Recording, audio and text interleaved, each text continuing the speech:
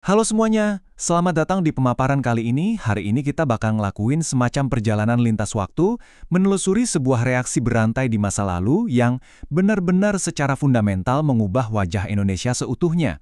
Kita bakal lihat gimana satu ide yang kelihatannya simpel bisa meledak jadi pergerakan raksasa yang abadi. Oke, mari kita selami topik ini. Coba kalian pikirin sejenak deh. Tiap tanggal 20 Mei, kita selalu merayakan peringatan ini kan? Tapi, pertanyaan intinya tuh, kenapa harus tanggal itu? Emangnya ada kejadian apa sih di hari itu? Sampai-sampai bisa dijadikan tonggak kebangkitan buat negara kepulauan sebesar Indonesia ini? Yuk kita bedah akar sejarahnya bareng-bareng. Nah, kalau kita lihat dari catatan sejarah yang ada beberapa tokoh kunci dan garis waktu yang ngebentuk Hari Kebangkitan Nasional. Di sini kita bakal fokus membedah 3 tokoh krusial. 3 orang yang dengan cara, waktu, dan peran mereka masing-masing sukses menciptakan semacam efek domino yang luar biasa banget di masa lalu. Masuk ke bagian 1, Sejarah Hari Kebangkitan Nasional. Gini, buat bener-bener paham sama peringatan ini, kita nggak bisa cuma fokus pada satu peristiwa aja. Kita harus melihat jembatan yang ngehubungin 2 era yang beda banget di masa lalu. Nah, yang bikin slide ini menarik banget, coba kalian perhatikan. Ada lompatan waktu yang lumayan jauh ya. Di satu sisi ada tahun 1908, waktu organisasi Budi Utomo lahir. Terus tiba-tiba kita melompat melintasi sejarah sejauh 40 tahun ke masa depan, ke tahun 1948, tepatnya waktu peringatan ke-40 sekaligus deklarasi dari Presiden Soekarno. Pertanyaannya, gimana ceritanya 2 era yang terpisah 4 dekade yang penuh pergerakan dan perang ini bisa saling terhubung erat? Lanjut ke bagian 2, ide dana pendidikan. Buat memecahkan misteri lompatan 40 tahun tadi, kita harus mundur jauh ke belakang. Bahkan sebelum tahun 1908, sebelum ada organisasi fisik apapun yang terbentuk, semuanya itu bermula dari satu hal yang mungkin gak kalian duga, sebuah ide dana pendidikan. Kenali nih tokoh pertama kita, sang penggagas, Dr. Wahidin Sudirohusodo. Beliau ini bukan jenderal militer yang turun ke jalan bawa senapan, bukan. Beliau ini seorang pemikir visioner yang menggagas dan mempopulerkan ide buat bikin dana pendidikan, atau yang zaman itu disebut studi funds. Ibaratnya, beliau inilah percikan api pertama yang menyalakan seluruh pergerakan ini. Jadi, poin krusialnya di sini adalah studi funds ini bukan cuma sekedar program kumpulin donasi atau beasiswa biasa, bukan gitu.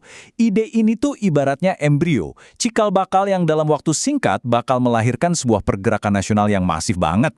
Dana pendidikan ini sengaja dirancang sebagai fondasi buat mencerdaskan anak-anak muda, menyiapkan otak-otak yang nantinya sadar kalau merdeka dan bersatu tuh penting banget. Tapi ya, sebaik-baiknya sebuah ide brilian, tetap aja butuh eksekusi yang nyata kan? Masuk ke bagian 3, lahirnya organisasi Budi Utomo.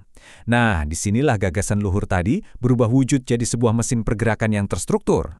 Di titik inilah tokoh kedua kita naik ke atas panggung utama sejarah, Dr. Sutomo. Kalau tadi Dr. Wahidin adalah percikan apinya, nah Dr. Sutomo ini yang bertindak sebagai penggerak. Beliau ambil percikan itu dan mengubahnya jadi nyala api yang besar. Sebagai sang pendiri, Dr. Sutomo, bareng sama teman-teman mahasiswa Stovia di Jakarta, itu sekolah pendidikan dokter ya, ngambil inisiatif super berani buat mewujudkan ide dana pendidikan tadi ke dalam bentuk organisasi pergerakan. Dan akhirnya, tepat di tanggal 20 Mei 1908, Budi Utomo resmi berdiri. Ini benar-benar jadi organisasi modern pertama di Indonesia loh. Momen ini punya bobot sejarah yang luar biasa, karena disinilah titik balik perlawanan bangsa kita, yang tadinya sporadis dan cuma kedaerahan, pelan-pelan berubah jadi kesadaran nasional yang terorganisir dengan sangat rapi. Pijakan pertama kebangkitan kita. Sekarang kita ke bagian 4, penetapan oleh Presiden Soekarno. Yuk kita lompat maju lagi, kita tinggalkan awal abad ke-20 dan mendarat langsung di tahun 1948, tepatnya di kota Yogyakarta. Waktu itu, Republik Indonesia yang masih muda ini lagi diuji habis-habisan dengan krisis internal dan ancaman dari luar negeri. Nah, tokoh ketiga sekaligus tokoh terakhir di narasi berantai kita ini adalah Presiden Soekarno. Peran beliau di sini tuh unik dan strategis banget. Beliau nggak hadir buat menciptakan Budi Utomo, tapi beliau yang mengabadikan maknanya.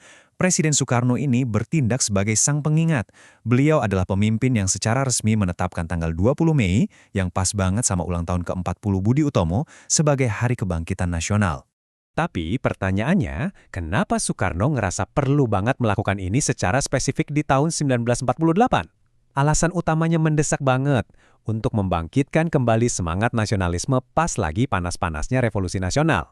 Pada masa itu, Soekarno sadar betul dia butuh sebuah instrumen historis untuk menyatukan mental juang rakyatnya. Jadi, beliau ambil semangat dari sejarah 1908 dan menjadikannya sebagai senjata pendongkrak moral di tengah krisis hebat tahun 1948.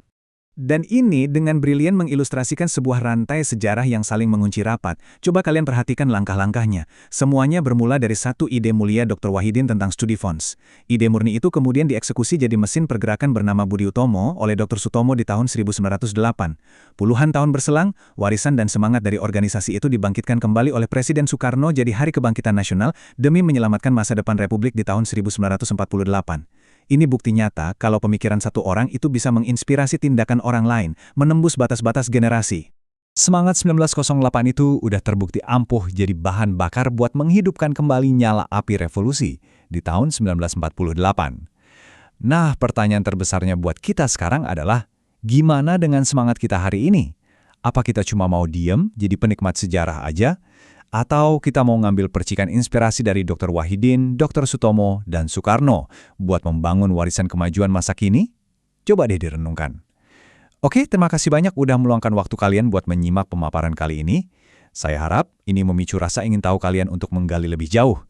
Teruslah belajar, dan sampai jumpa di pembahasan luar biasa berikutnya.